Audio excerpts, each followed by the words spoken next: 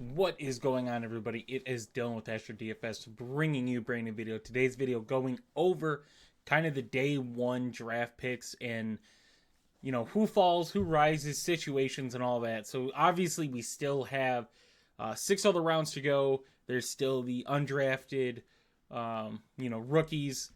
So a lot of things can still move and happen to where some of this changes, but this is just my day one reaction. So going over Caleb Williams, expected one, first overall pick. And it worked out for me as a Bears fan. I get Roma Doomsday and Caleb Williams now as a combo package for the next, 5 years, essentially, if both, work out, which I hope they do. Caleb Williams to Chicago, not unexpected, right? The next guy off the list, Jaden Daniels to Washington. I like that. I think Jaden Daniels can and probably will be the starting quarterback. As you can see here, they do have some, backups in Marcus Mariota and Jeff Driscoll. But I don't think either one are efficient enough to kind of put Jaden Daniels behind one of them. I think Jaden Daniels is going to be their starting quarterback. I think that's pretty clear as of right now. And then number 3, Drake May to New England. Now this one, when you're taking Drake May, you have to know kind of what you're getting into, right? Obviously, you're going on a very bad team, essentially. Running back with Ramondre Stevenson, offensive line really bad. Wide receiver core, it's not the worst wide receiver core. Like, they still, as far as I know, still have Juju, Demario Douglas, some other guys that were kind of banged up. It's not the worst, right? I kind of think when you look at Bryce Young and what he had to deal with, that was a lot worse. Maybe, someone like Trevor Lawrence, what he had to go through. Like, there are worse situations, but what you have to factor in is New England maybe not ready to play Drake May, right? They get Jacoby Brissett in New England. So Jacoby Brissett, although he's not, a guy that is supposed to be your quarterback for an entire season, but he has worked out in the NFL. Obviously hasn't had the greatest success. That's kind of why he's a journeyman quarterback, team to team. But teams know he's going to be a good backup quarterback, or in this case, a starting quarterback, so Drake May can learn, right? And not throw Drake May and kill his confidence in a team that is not ready for a rookie quarterback. So if you're taking Drake May in rookie drafts, right, and Drake May is a top 8 pick, right, there might be some things that factor in to where someone like Drake May falls because he's not going to, in my opinion, he should not play year one. That is my opinion. He should not play year one, so you're not getting any value out of Drake May. Doesn't mean it's a bad pick either, because Drake May is 21, right? Look at some of the other guys. Jaden Daniels is 23, turns 24 this season. J.J. McCarthy, also 21. Like, these guys, but you go to Michael Penix, and he's 23, going to be 24 this year. You go to Bo Nix, he's 24. Like, there are different circumstances to where Drake May, you don't, sacrificing 1 year for a guy who could be a franchise quarterback is worth it. You just have to have a plan when you're taking Drake May in drafts to have quarterbacks that are going to start, if that's your plan, right? If you're taking Drake May as a third quarterback with high upside, then yes, that is fine to do. But make sure you have your roster set to where you might be without Drake May this season. And that's a realistic thing that probably will happen, right? Obviously, if Jacoby Brissett is playing, I don't want to say necessarily terrible, but you can't throw Drake May in game one with this team and scenario, right? If Drake May plays good, then so be it. I just don't think there's enough things set up for him. I would not expect Drake May to play. I wouldn't want Drake May to play in this system. Build his confidence. Let him sit a year. Let him learn the system, that whatever system you want him to learn, let him learn that, and then go forward in 2025. You're going to have another good draft pick, right? Going to have some more money, going to be able to build weapons around Drake May so that you could really get the test that you want out of him. I think you pretty much waste a year if Drake May gets thrown in there without Jacoby Brissett playing bad or being hurt. Obviously, if that happens, different scenario, but if he plays bad, like, you essentially waste a year of evaluating. Now he gets game experience, cool, that is what it is, but confidence is key in the NFL. So we get through that, and then we go to Marvin Harrison to Arizona. Projected, I think everyone was going, hey, if Arizona stays, they're going Marvin Harrison. They do. And man, if you could look at the wide receiver room in Arizona, as of right now, right, things could change. They could go another wide receiver. Michael Wilson, I like Michael Wilson. I think Greg Dortch is an okay wide receiver 3. He's not a game changer for me, though. And then Trey McBride, obviously, at tight end. But we're talking wide receivers. Marvin Harrison is easily the number 1 wide receiver on the wide receiver 1 on this team. I do like Michael Wilson, right? I see Michael Wilson more as a wide receiver 3 than a 2, in my opinion, for just talent level of where that guy's going to be. Marvin Harrison is going to be over 125 targets. I would project probably 150 targets this season for Marvin Harrison. Great landing spot, right? If you're in that situation to where you have the 101, right, and obviously the quarterback value goes higher than wide receiver, but still, Marvin Harrison easily, right, to take that first wide receiver. If you have the 102 and you land Marvin Harrison, that's still great. Like, the return you're going to get from Marvin Harrison this season, if he's healthy, is going to be crazy. Not a lot of talent for pass catchers in Arizona. You get Trey McBride. Michael Wilson looked okay. The running back room is very shaky in a different offensive line group. So Marvin Harrison there is a amazing landing spot. And then Joe Alt goes to the Chargers. And then we get Malik Nabers to the Giants, to where I like Malik Nabers, right? I think he's the number 1 wide receiver there. You look at the wide receiver room that they have, and it's not terrible. Like, I don't hate their wide receiver room. I think if you get a good quarterback in that offense, you have some very locked potential there, is the best way you could say it. You get Jalen Hyatt, you get Wan'Dale Robinson, and you add Malik Nabers. 3 really, like, Wan'Dale is 23, right? For some reason, it's not going to pop up his last season. But you look at some of his targets and some of the results, right? Kind of a low-targeted guy in that offense with bad quarterback play. Jalen Hyatt, 22 as well. Same thing, just the snap percentage that he got. You never really got to see what he was capable of. You get a quarterback that's not Daniel Jones, like maybe Drew Lock can get some better play out of his wide receivers. But Malik Nabers needs a quarterback, right? Otherwise, I kind of see him falling in the same boat as JSN, maybe in a lesser sort, to where JSN had 2 receivers above him. So if he was on a different team to where he's a wide receiver 1, like, that's great. His numbers were going to be really good.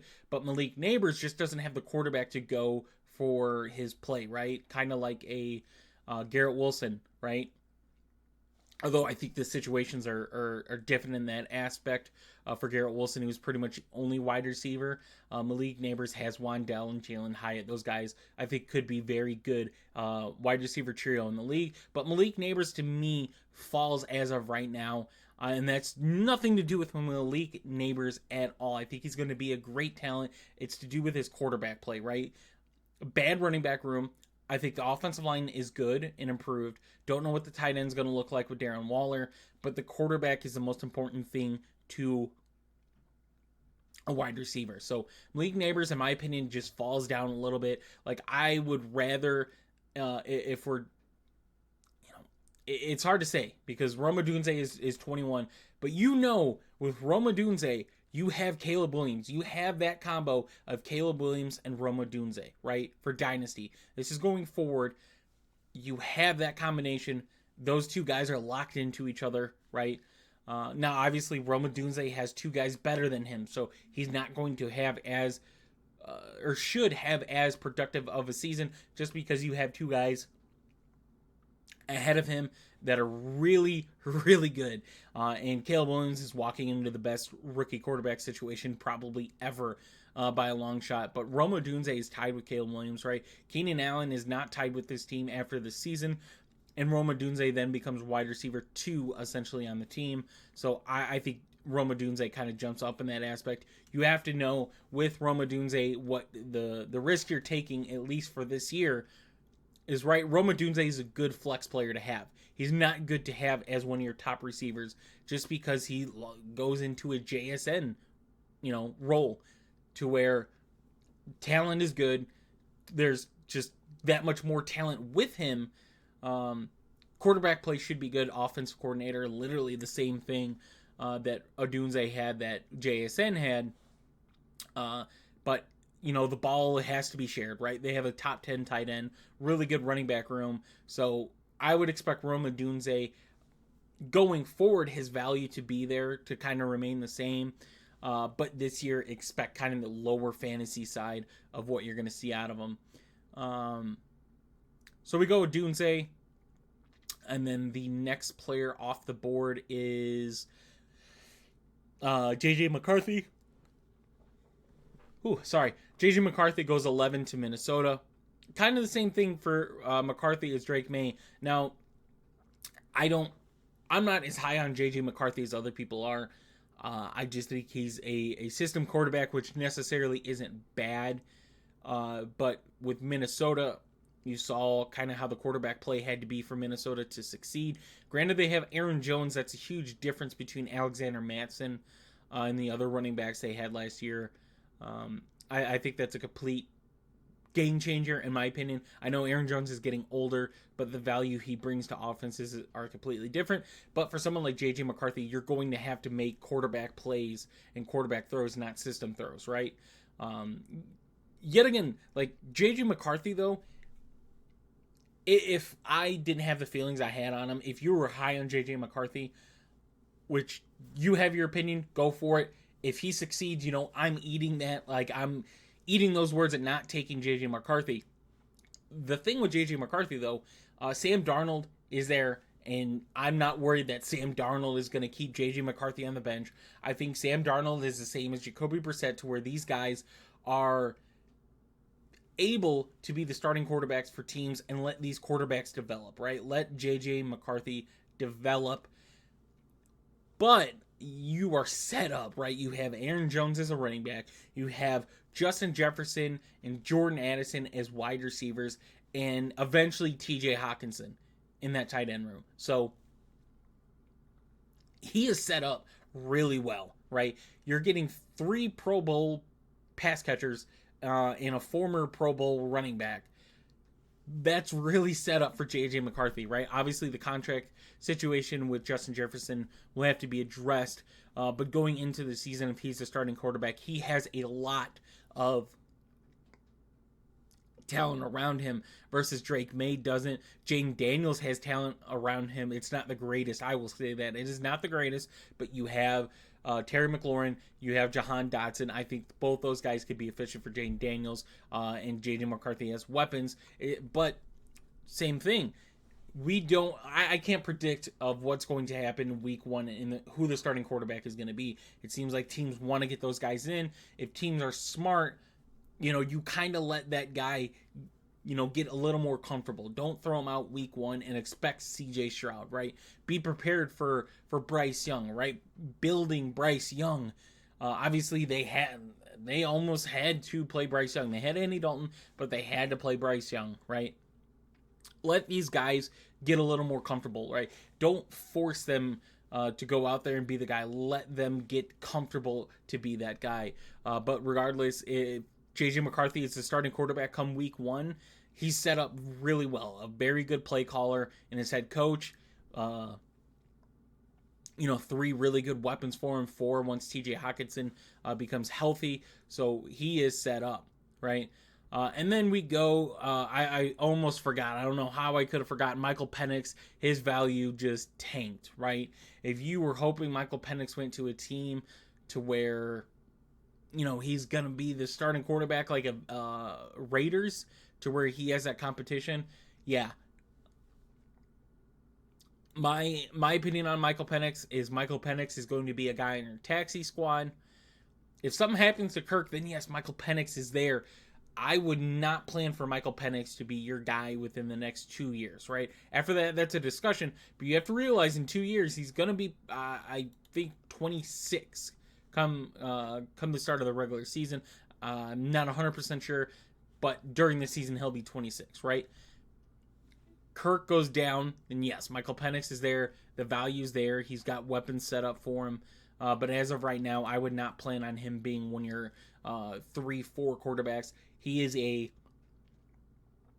definition of a taxi squad spot. Would have liked him to land in a better spot for his fantasy value or his dynasty value, but it is just tanked. Bo Nix, this one is interesting, right? And I think it was interesting because of what Denver did last week with Zach Wilson. So Bo Nix is 24. Like, he is old for a rookie, especially at the quarterback position. Granted, quarterbacks play longer. If he plays till 40, you get 16 years. So it's not saying that, but as we get used to kind of what we see in some of these dynasty values, Bo Nix is 24.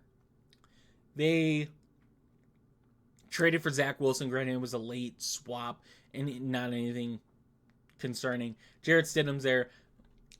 I don't know what Denver's plan is on starting quarterback, right? Bo Nix has had a lot of experience in college. Obviously, he's 24. His wide receiver room consists of Cortland Sutton and Marvin Mims, right? I don't think any of these guys, Josh Reynolds is a name to throw in there. He was very good for Jared Goff, but I don't think he's a game-changing wide receiver. The tight end room of Greg Dulcich, Adam Troutman, I think that's a good tight end room. Solid pass catchers. The offensive line needs some work. The running back room is very good as well. Javonte, P. Ryan, McLaughlin. So if Bo Nix is there, obviously you are going to have Sean Payton as your play caller, which Sean Payton can change some quarterback narratives for the positive more than negative. But Bo Nix, I think, is a great, where he's probably going to fall, which I would guess is now earlier, right? Within either this year or next year, Bo Nix is going to be the starting quarterback for Denver, right? They have to eat a lot of money from Russell Wilson, so a cheap quarterback deal, getting him with the 12th overall pick. Yeah, if you were to take him in the first round, I don't necessarily hate it, right? If you take him in the second, I totally get that. I'm for it. I kind of don't see Bo Nix leaving the first round in rookie drafts. But yeah, within the next few years, Bo Nix is going to be a starter. Hopefully they start to get some younger weapons around him and develop them. Marvin Mims, we didn't get to see too much. The running back room is solid, like I said, and you have Sean Payton. So the biggest thing is they need to clear cap, and for the next 2 years, they are screwed. This season, next season, they are screwed with Russell Wilson. So after those 2 years, that's when you start to see the cap kind of get available for them. But yeah, as of right now, it's not the greatest situation for Bo Nix, regardless of if he starts or not. It's not the worst either, right? Kind of the same thing as Jane Daniels, except Jane Daniels and that team don't have a quarterback dead cap of 35 plus million. So that's something you have to look for there. And then we go Brock Bowers. We go to Brock Bowers, who got screwed, right? I was really hoping the Jets take Brock Bowers. And then if it wasn't the Jets, which they didn't, they went offensive tackle, which I don't hate. I really don't. I would have loved Brock Bowers to be there, but I understand with what happened with Aaron Rodgers, you get a solid tackle, and that's what they got, is a really, really solid tackle. But he goes to Vegas. He goes to Vegas with who? Michael Mayer. And Jacoby Myers still there. And Devontae Adams still there. I do not know how Brock Bowers is going to be fit into the system, plugged in. But in my opinion, he kind of goes down in value, right? I still 21, right? Every check mark is there for him, right? He check marks a lot of boxes that you want in a dynasty tight end, except for the team, right? Not even quarterback play. I won't even say it's not the greatest. It is not. You don't have a franchise quarterback. You don't even have a guy you're building. You have Aiden O'Connell. I like Aiden O'Connell. You have Gardner Minshew. I like Gardner Minshew.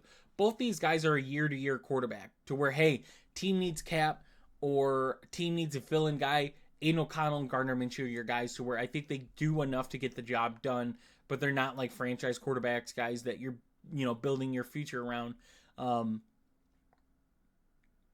And that's some of the things that worry me with Brock Bowers landing in Vegas, right? I There's a ton of other landing spots. The Colts were good. The Bengals were good. Other spots where Brock Bowers isn't essentially a tight end too, right? Probably going to be the better pass catcher between him and Michael Mayer. Hurts Michael Mayer's value as well. So Brock Bowers, it stings, right? We got Kyle Pitts to Atlanta. Quarterback play was not there. Gets a terrible offensive coordinator for a tight end.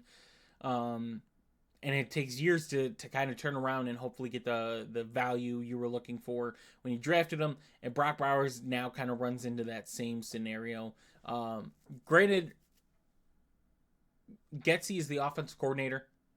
Cole Kmet, some really solid years, so maybe they find something to work with Brock Bowers, but it's not the ideal landing spot. Kind of hurts my value on him going forward.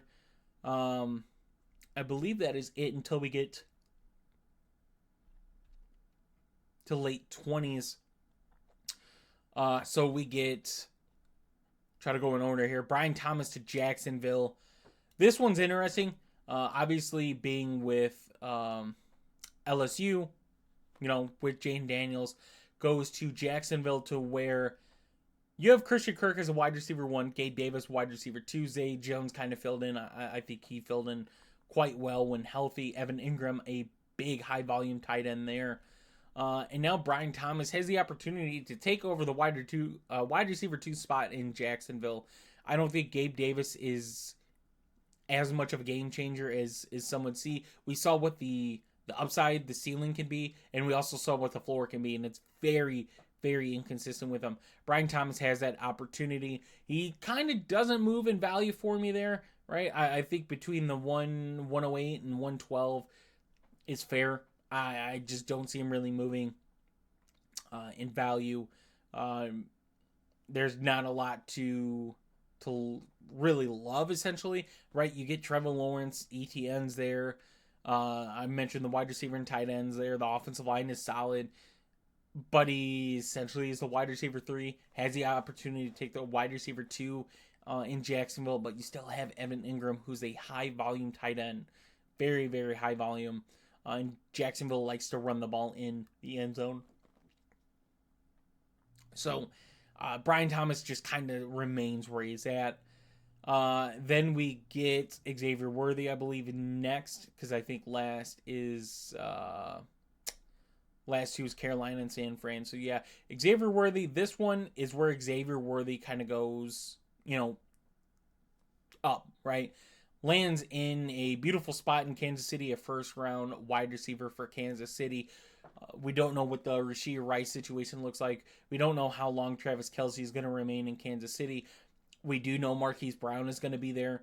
That's a good pickup. You have that wide receiver room with a lot of unproven talent. In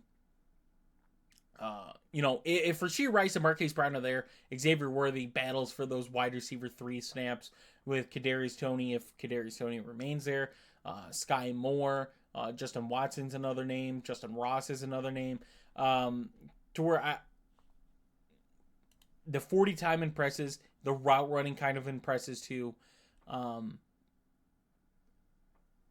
I think if he doesn't land in Kansas City, right, he goes to a different team. We're kind of looking differently at Xavier Worthy, but he does land in Kansas City.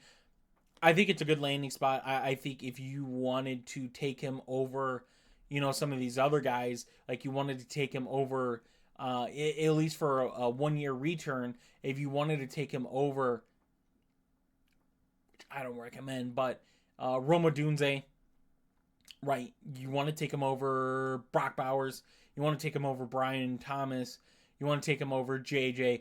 All that is understandable, right? He should have a very good fantasy year and only gets better if Rashee Rice is out. Now, Marquise Brown is still a speedster. Regardless of his injury, he's still a speed guy. Xavier Worthy, obviously faster, though, right?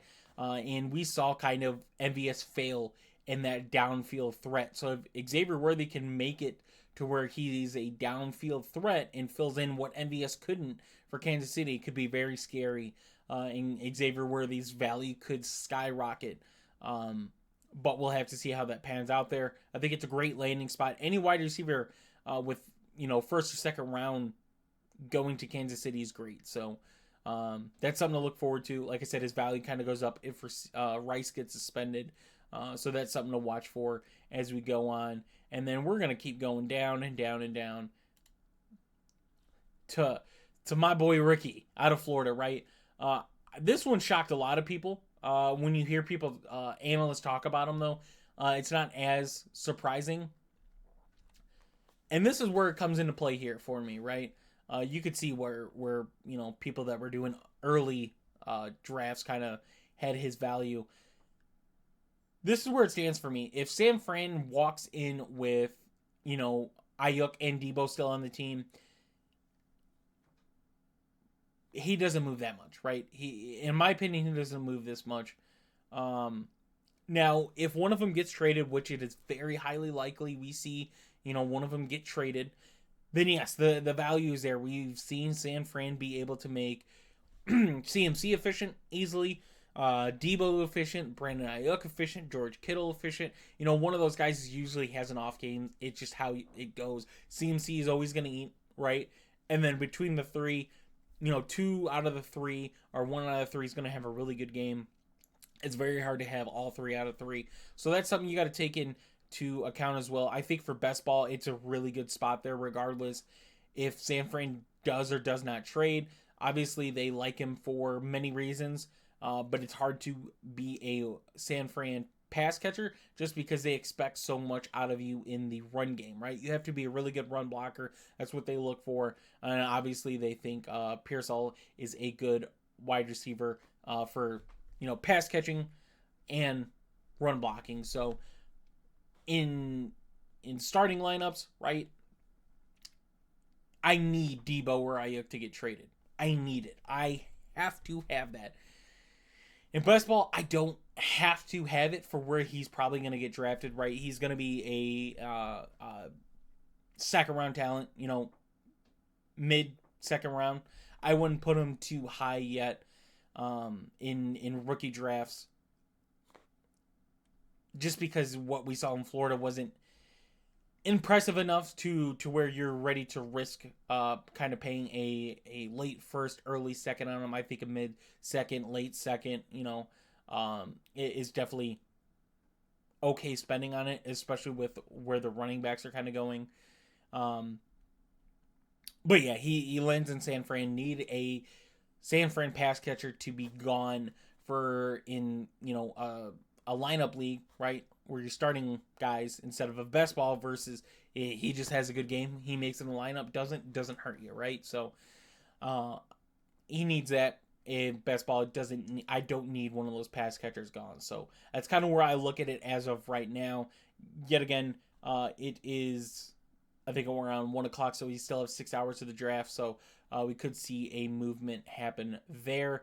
And then last but not least, Carolina trades up one spot with the Bills and goes Xavier Legette. Yet again, 23, so older for a, first round wide receiver coming out of South Carolina with Spencer Rattler. Had a really, really, really good year there. But you look at the wide receiver room in Carolina, and if you're a Bryce Young Dynasty owner, you're happy with how this offseason has benefited Bryce Young. Obviously, the running back room is Miles Sanders, Chuba Hubbard, not very impressive. But the wide receiver room has definitely changed, right?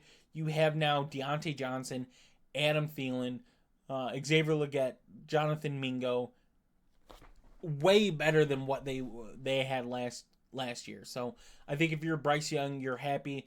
Xavier Legette has that opportunity with Deontay Johnson's contract, Adam Thielen's age, to kind of see that value carry on with him past this year. I think this year's probably still going to be a very underwhelming season for Legette, in my opinion. But the thing is when you look at what Bryce Young was able to do for his wide receiver 1 last year, we look at Adam Thielen, 137 targets, 1,000 yards, 4 touchdowns, finishes wide receiver 17. So Bryce Young is still able to do that for wide receivers. I think if you're expecting that out of Leggett, you're probably going to be upset this season. He's a guy that you're going to have to wait, 2-3 years to start to see that value kind of form for you. So if you're taking Xavier Leggett, that's what my expectations are out of him. Regardless that he's a first round pick, you're still going to have Deontay Johnson and Adam Thielen, kind of the same wide receiver. You're going to have those two guys. Leggett's going to be the more explosive wide receiver there. So that's what you're looking for out of Leggett or Leggett. Sorry, that's what you're expecting out of him, is that more explosiveness. But as far as trustworthy, it's probably going to be Adam Thielen, Deontay Johnson getting a lot of those third down targets, red zone targets. So obviously they don't have a good tight end either. And hopefully that changes today. That might be something we see Carolina kind of do, is go after Sanders for one. I think is probably the guy I'd go to. But we'll see how round 2 and round 3 kind of pan out. And I will be back tomorrow with a video going over that as well. So let me know what you guys disliked about how day 1 went yesterday, what you kind of look forward to, and some of these landing spots you have some of these rookies going to and hope they land at to return that value. So hope you guys did enjoy, and I will see you tomorrow.